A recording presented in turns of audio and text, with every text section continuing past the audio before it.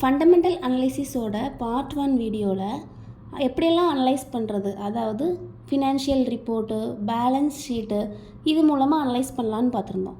ஆனால் அதை இன்னும் டீப்பாக புரிஞ்சுக்கிறதுக்கு என்னென்ன பேராமீட்டர்ஸ் ஹெல்ப் பண்ணும் அப்படின்னு சொல்லிட்டு இந்த வீடியோவில் பார்க்கலாமா? ஃபண்டமெண்டல் அனலைசிஸ்னு வந்தாலே எல்லாரும் சொல்லக்கூடிய ஒரே விஷயம் P/E ரேஷியோ, அதாவது ப்ரைஸ் டு எர்னிங்ஸ் ரேஷியோ. இது எதுக்கு ஹெல்ப் பண்ணுதுன்னு பார்த்தீங்கன்னா, ஒரு கம்பெனியோட ஸ்டாக்கோட ரியல் வேல்யூவை ஃபைண்ட் பண்ணுறதுக்கு ஹெல்ப் பண்ணுது. அதை நம்ம பார்ட் 1 வீடியோலையுமே பார்த்துருந்தோம். அதாவது ஃபண்டமெண்டல் அனாலிசிஸ்னாலே ஒரு கம்பெனியோட ட்ரூ வேல்யூவை ஃபைண்ட் பண்ணுறது. அது மட்டும் இல்லாமல் ஹிஸ்டாரிக்கல் பெர்ஃபார்மன்ஸை பொறுத்து ரெண்டு கம்பெனியோட வேல்யூவை கம்பேர் பண்ணுறது. அதாவது ஒரே இண்டஸ்ட்ரியில் உள்ள ரெண்டு கம்பெனி இல்லைனா ஓவரால் மார்க்கெட் கூட கம்பேர் பண்ணுறதுக்கு ஹெல்ப் பண்ணுறது இந்த P/E ரேஷியோ தான். ஷேரோட ப்ரைஸ் எவ்வளோ இருக்குது அப்படிங்கிறதுக்கும் ஷேர் மூலமாக அவங்களுக்கு எவ்வளோ ஏர்னிங் வருது அப்படிங்கிறதுக்கும் இடையில உள்ள ரேஷியோ தான் P/E ரேஷியோ. எப்போவுமே ஹை P/E ரேஷியோ இருக்குது அப்படின்னா அந்த கம்பெனியோட ஸ்டாக் வந்து ஓவர் வேல்யூடாக இருக்குது அப்படின்னு அர்த்தம். அப்போ இன்வெஸ்டர்ஸ் என்ன பண்ணுவாங்க அப்படின்னா, அதுக்கு க்ரோத் ரேட்டுமே ஹையாக இருக்கணும் அப்படின்னு சொல்லிட்டு எக்ஸ்பெக்ட் பண்ணுவாங்க. ஆனால் இப்படி ஹை P/E ரேஷியோ இருக்கக்கூடிய ஓவர் வேல்யூட் ஸ்டாக்கில் இன்வெஸ்ட் பண்ண மாட்டாங்க. இன்னும் பாருங்கள், ஏர்னிங்கே இல்லாத ஒரு கம்பெனிக்கோ இல்லைனா மணியை லாஸ் பண்ணக்கூடிய ஒரு கம்பெனி, அதாவது லாஸில் போகக்கூடிய ஒரு கம்பெனிக்கு P/E ரேஷியோ இருக்காது. ஏன்னு பார்த்தீங்கன்னா அந்த கம்பெனிக்கு டினாமினேட்டரில் போடுறதுக்கு எந்த வேல்யூவுமே இருக்காது. அதனால் அவங்களுக்கு P/E ரேஷியோ கிடையாது. அகெயின் ரிப்பீட் பண்ணுறேன் பாருங்கள், P/E ரேஷியோ எப்படி கால்குலேட் பண்ணுறாங்கன்னு பார்த்தீங்கன்னா, ஒரு ஷேரோட மார்க்கெட் வேல்யூக்கும் ஒரு ஷேர்லேருந்து கிடைக்கக்கூடிய ஏர்னிங்ஸுக்கும் உள்ள ரேஷியோ தான் P/E ரேஷியோ. ஃபார்முலாவுக்கு ஒரு எக்ஸாம்பிள் பார்க்கலாம். ட்ரேடெஸ்டிக் அப்படிங்கிற ஒரு கம்பெனியோட ஸ்டாக் ப்ரைஸ் வந்து 242.62 ருபீஸில் க்ளோஸ் ஆகிருக்குன்னு அஸ்யூம் பண்ணிக்கலாம். P/E ரேஷியோ ஃபைண்ட் பண்ணுறதுக்கு நிறைய மெத்தட்ஸ் இருக்குது. நம்ம எடுத்துக்கிறது ட்ரையலிங் P/E ரேஷியோ எடுத்துக்கலாம். அப்போது அந்த கம்பெனியோட ஏர்னிங்ஸ் பெர் ஷேர் வந்து ட்ரையலிங் 12 மந்த்ஸில் 16.85 ருபீஸாக இருக்குது. அதாவது EPS ஏர்னிங்ஸ் பெர் ஷேர் வந்து 16.85 rupees.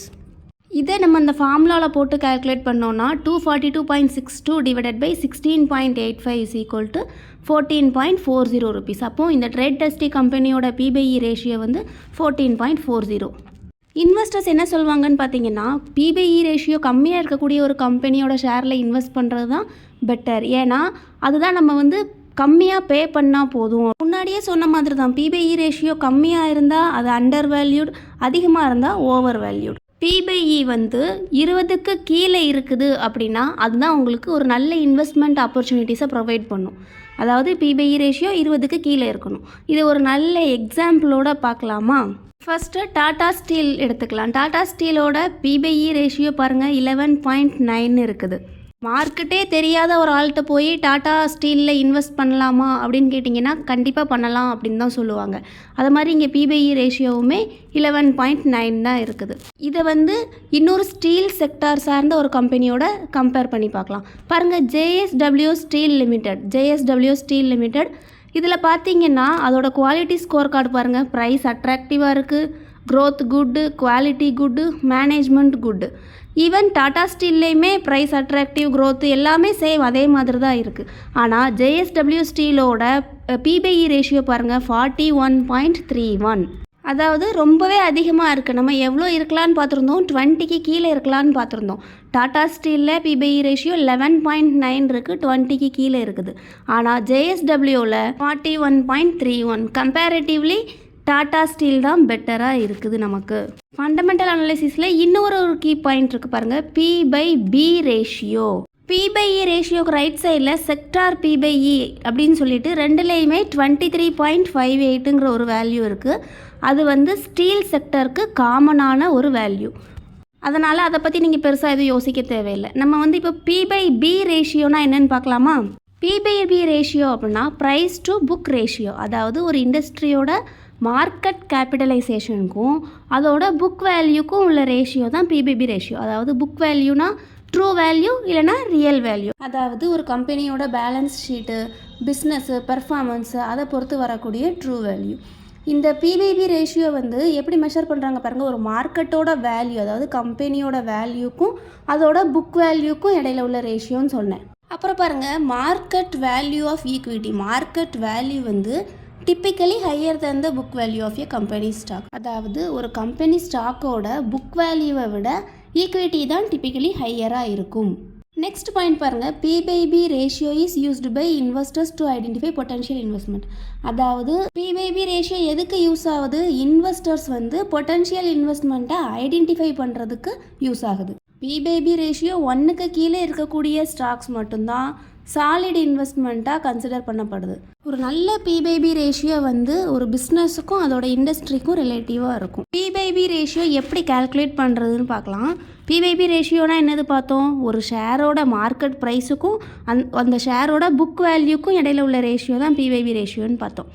Book value per share அப்படிங்கும்போது பாருங்கள், அதோட கால்குலேஷன் பாருங்கள். Total assets minus intangible assets minus total liabilities divided by number of outstanding shares. இதுதான் புக் வேல்யூவோட கால்குலேஷன். இன்டேஞ்சிபிள் அசட்ஸ்னு வரும்போது அந்த அசட்ஸுக்கு எந்த ஃபிசிக்கல் ஃபார்மும் இருக்கக்கூடாது. அதாவது அந்த அசட்ஸுக்கு ஃபிசிக்கல் ஃபார்ம் இருக்கக்கூடாது, ஆனால் அதுக்கெலாம் அந்த கம்பெனியில் வேல்யூ இருக்கும். எக்ஸாம்பிள் சாஃப்ட்வேர், ட்ரேட்மார்க், காப்பிரைட் அந்த மாதிரி. இன்டேஞ்சிபிள் அசட்ஸ் வந்து குவான்டிஃபை பண்ணுறதுக்கு டிஃபிகல்ட் தான், ஆனால் அந்த அசட்ஸுக்கு வந்து கம்பெனியோட வேல்யூவில் ரியல் இம்பேக்ட் இருக்கும். கம்பேரிசன் பார்க்கலாமா? டாடா ஸ்டீல் பாருங்கள். டாடா ஸ்டீலில் P/B ரேஷியோ 1.32 இருக்குது. அதோட நார்மல் ஸ்டீல் செக்டரோட நார்மல் P/B ரேஷியோ வந்து 1.26 தான். அதே இது JSW ஸ்டீலோட P/B ரேஷியோ பாருங்கள் 3.13. டாடா ஸ்டீலை கம்பேர் பண்ணும்போது JSW வந்து ரொம்பவே அதிகம்தான். 1.32க்கும் 3.13க்கும் உள்ள டிஃப்ரென்ஸ் உங்களுக்கு நல்லாவே தெரியும். நெக்ஸ்ட்டு இன்னொரு ஃபேக்டர் இருக்குது பாருங்கள், டிவிடெண்ட் ஈல்டு. டிவிடெண்ட்னா என்ன அப்படிங்கிறது எல்லாருக்குமே தெரியும். சப்போஸ் உங்களுக்கு தெரியலனா பேசிக்ஸ் ஆஃப் ஷேர் மார்க்கெட்டுங்கிற வீடியோவில் எக்ஸ்பிளைன் பண்ணியிருக்கேன், நீங்கள் வேணும்னா செக் பண்ணி பார்த்துக்கோங்க. இங்கே பாருங்கள், டிவிடெண்ட் ஈல்டுனா என்னது? அதாவது ஒரு கம்பெனி வந்து சம் அமௌண்ட் ஆஃப் மணி அவங்களோட ஷேர் ஹோல்டர்ஸ்க்கு, எதுக்காக? அந்த கம்பெனியோட ஷேரை ஓன் பண்ணதுக்காக அவங்களுக்காக சம் அமௌண்ட் ஆஃப் மணி கொடுக்காங்க.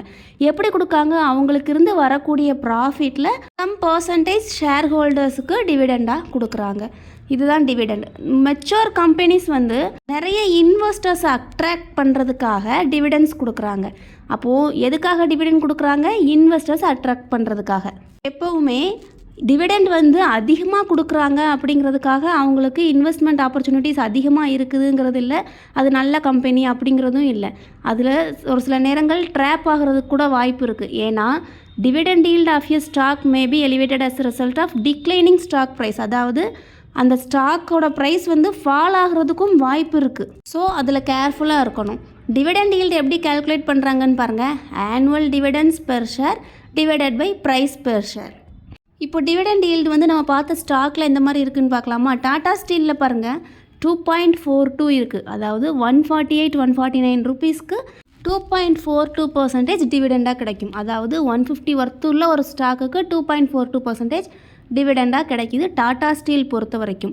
இதே இது JSW ஸ்டீல் பாருங்கள் 999 ருபீஸ் இருக்குது. அதாவது ஆல்மோஸ்ட் 1000 ருபீஸ். 1000 ருபீஸ்க்கு 0.73% தான் உங்களுக்கு டிவிடெண்டாக கிடைக்கும்.